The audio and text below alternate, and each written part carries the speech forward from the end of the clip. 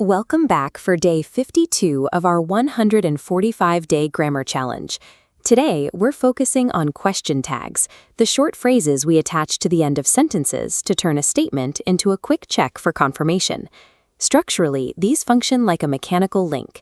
You provide a complete statement and then snap on a trailing tag to invite the listener to respond. The system is governed by the golden rule of balance. A positive sentence requires a negative tag. If you start with, "Kate will be here soon," finish with the negative, "won't she," to keep equilibrium. The same logic applies in reverse. If your statement is negative, your tag must be positive. "They don't like us" shifts to a positive, do they?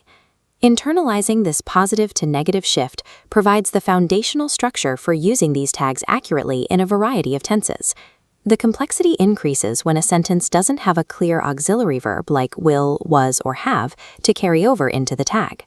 As shown in section A of our source text, when you use the present or past simple, you have to bring in hidden auxiliaries. For the sentence, "Karen plays the piano," we don't use the main verb, we use the auxiliary does. Notice the mapping logic here.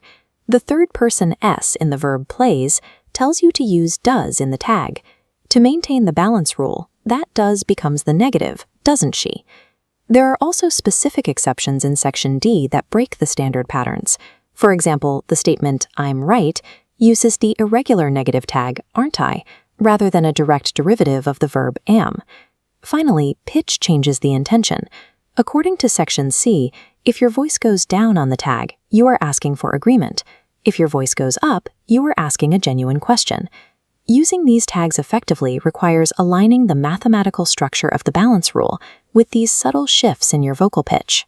Let's put these rules to work by testing your intuition on 3 different scenarios. Look at lines 3 and 5 in exercise 52.1. For "you travel a lot," you'll need to find the hidden auxiliary.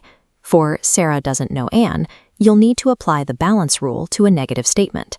Now look at line 11. "Let's go and have coffee." Keep in mind that sentences starting with "let's" follow a fixed rule that doesn't change based on the main verb. Pause the video here and decide on your answers for these 3 blanks. Taking a moment to test yourself in real time helps transition the grammar from a concept you understand into a pattern you can use. Let's look at the solutions. In the first case, the positive present simple verb travel requires the negative auxiliary tag, "don't you?" For the second, "Sarah doesn't know" is a negative statement, which we balance with the positive tag, "does she?" Finally, for sentences starting with "let's," apply the exception, shall we? Here is your cheat sheet. Maintain the positive to negative balance. If there is no auxiliary, use do, does, or did. Use aren't I for I am, and shall we after let's. You've completed the core exercises for day 52. Join us tomorrow for day 53, where we'll examine how these rules change when using reported speech. When you use these tags accurately, you provide clear cues for your listener and keep the conversation moving forward naturally.